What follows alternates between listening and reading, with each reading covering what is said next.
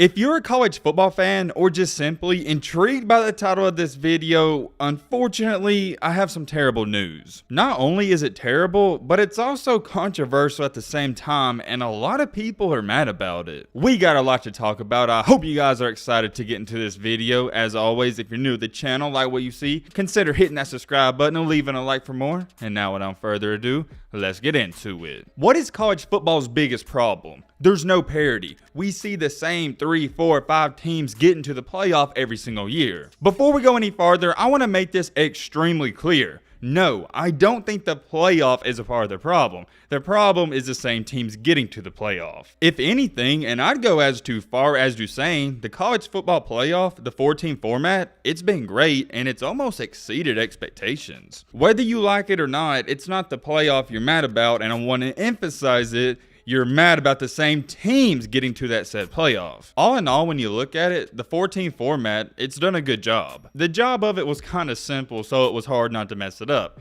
You want to get the 4 best teams to the playoff every single year, and I think we've pretty much done that. Oh boy, this is where our video starts to get controversial. With all that being said, here's where things get messy. I mean this in the most respectful way. I love you guys, and one of the best parts about this channel is we don't agree on everything, so there's always something to talk about. Although I love you guys and I love the college football community and the college football fan base, I just don't understand your logic. I know what you're sitting there saying, yo Matt, what in the heck are you talking about? I don't understand why college football fans, they try to create this false narrative where there should be parity in the sport, when in reality, there's not parity in any sport in the United States. For example, look at college basketball. You see the same 8 to 10 teams dominate. March Madness is great. I love it. I don't know a single person who doesn't fill out a bracket. It's just something you look forward to every single year. With the March Madness, 64 teams, technically 68 teams get in there, but still with 68 teams, the same 4 to 8 teams compete for a championship. Yeah, you're going to have a Cinderella and a couple teams that shouldn't have been there make it there, but overall, it's the same thing with football. In football, every now and then, you're going to have a team that shocks somebody that same year. There's no parity whatsoever in college basketball, even with the 64-team NCAA tournament. The same 8 to 10 teams, and it's really 6 to 8 teams, are competing for a championship. Over the past 11 years, let's take a look at it. The champions have been Duke, UConn, Kentucky, Louisville, that got vacated,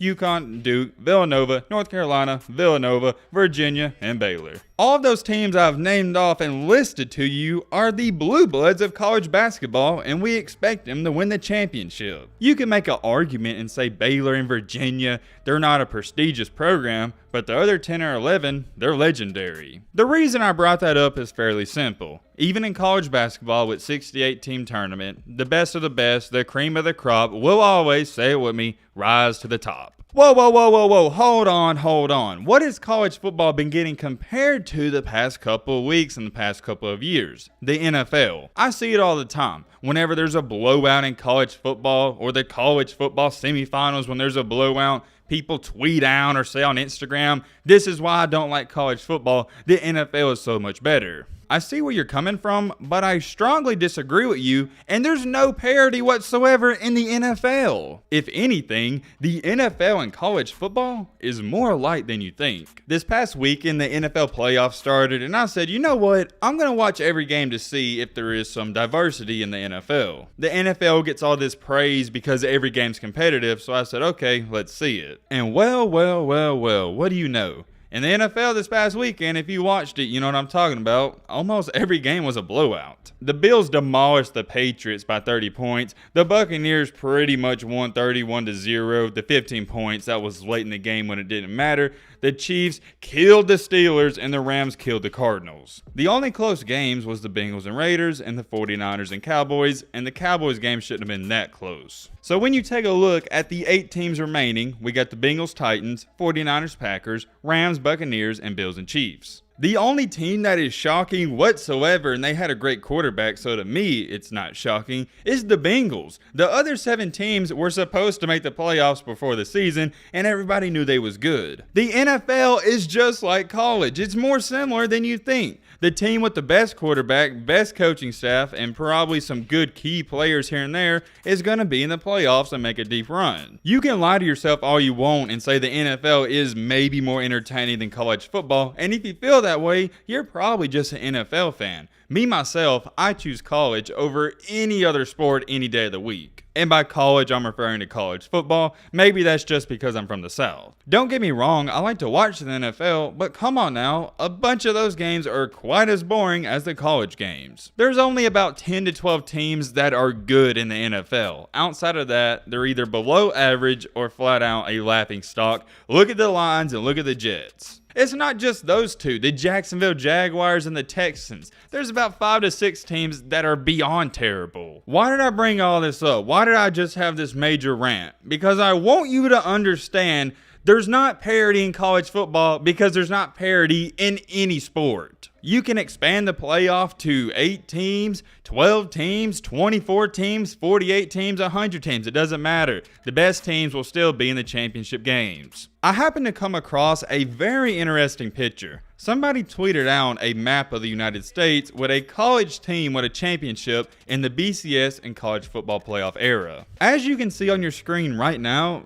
do you not see the problem with this picture? And what makes it 4 times worse is that is including the BCS era. You take out the BCS, USC wouldn't be filled in, Texas or Oklahoma. So when you take away those 3 schools from the Midwest and the West Coast, college football is literally being dominated by the Southeast. To be more specific, there's not even a team outside of the Southeast, not just the South, but the Southeast with the championship outside of Ohio State. Yo, Matt, why is it terrible? Why is it such a bad thing? For me, as a person who lives in the Southeast, I'm an SEC fan, it's not bad. But for the sport in general and everyone outside of the Southeast, it's terrible. I would say a big majority of your college fans are from the Southeast. But there's more of a majority outside of the Southeast when you combine all of the states and all the schools. Although the Big Ten sucks and they're always overhyped and overrated, they have one of the strongest fan bases you'll ever see. And then outside the Big Ten and the Big 12, which I don't know what's about to happen to it, with Oklahoma and Texas, they love football and it's almost like church out there. It's religion. If you haven't been to a Texas high school game, some of their stadiums in high school, let me reemphasize that, are bigger than college stadiums. And for the Pac-12, more importantly, USC, if they can ever get back on fire and start winning 10, 11 games a year, a bunch of those fans are going to come back and start rooting for the teams. What I'm about to tell you isn't a coincidence, it's just a cold hard truth. You see all the states that are colored in? Coincidentally enough, those are the states with the most 4- and 5-star recruits. Where do you think Ohio State and Ryan Day gets most of their recruits? I can assure you one thing, it's not from the state of Ohio. All these blue bloods and powerhouses, they get their recruits from the Southeast. And the other 2 states they recruit heavily is Texas and California. But now in a couple of years, and it could happen earlier, Texas is a part of the SEC. So there's only one school outside of that conference that will have a lot of 4- and 5-star recruits, which is California. So with that being said, what does that actually mean? Well, you see this picture that's colored in with these states that have won a championship? It means over the next 10 to 20 years, it's not going to get any brighter. By brighter, I'm referring to none of these states that aren't filled in are going to get filled in anytime soon. These schools you see that are filled in with color are going to continue to dominate and continue to win championship after championship. And now here's where things start to get even worse. There was talks about expansion coming soon, and they said it was almost a done deal. But we have some breaking news to talk about. The quote-unquote college football playoff expansion that was supposed to happen is no longer even being talked about, and it's not going to happen. So in other terms, if you don't know what that means, it's going to remain a 14 playoff. The CFP committee had a meeting the other day, and it got so bad that one of the members got up and left with a suitcase and everything. He didn't even come back. One of the guys in the meeting said, "I knew it wasn't a bathroom break when he took his briefcase with him." You may be wondering, what made this man so mad? Greg Sankey from the SEC said they had a meeting for 15 hours straight and nothing came out of it. A member of the committee said, when everybody in the room favors expansion, we have to be able to find a way, at least by the next term, to have an expansion model we can have agreement around. Following that statement, Sankey said, I think we're in a 9 overtime contest, and none of us can accomplish a 2-point conversion right now. Eventually, even the game ended, so there's an opportunity here, but I think we all, including me, including us, will have to look at circumstances at our positions. Some of that might be confusing, don't worry, I'm going to dumb it down even more so you can understand. Basically what happened, every member of the committee has agreed on expansion, they want to do it, but they can't agree on the terms and how many teams to expand it to. And that right there is why one of the guys walked out so frustrated. And it is frustrating when everybody is agreeing on, yes, we need expansion, but they can't agree on how many teams to expand it to, and nothing happens out of the meeting. I really want you to think about this.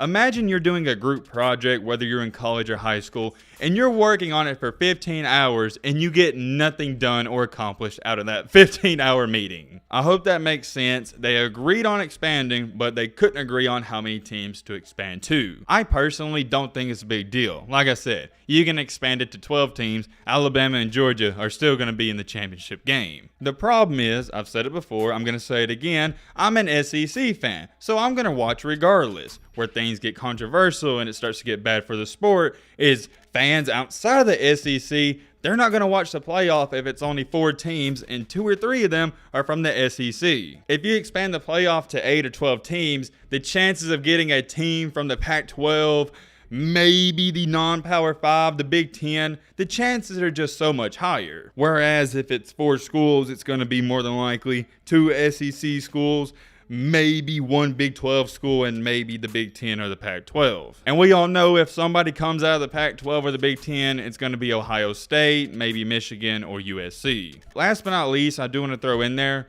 I would be in favor of a 12 or 18 playoff because it makes it more interesting. I'm tired of 4 teams. We need something new. That's why we got rid of the BCS. It wasn't that the BCS era was bad. It's just time to evolve, and we got to do that. It's definitely an interesting debate, and I know you guys are going to have your opinions. Let me know your thoughts down below. But with all that being said, I was going to wrap up this video. Hope you guys enjoyed. Hope you guys learned something. If you know the channel, we're done. Join the family, hit that subscribe button, and leave a like for more. And as always, let's be great. I'm out, y'all.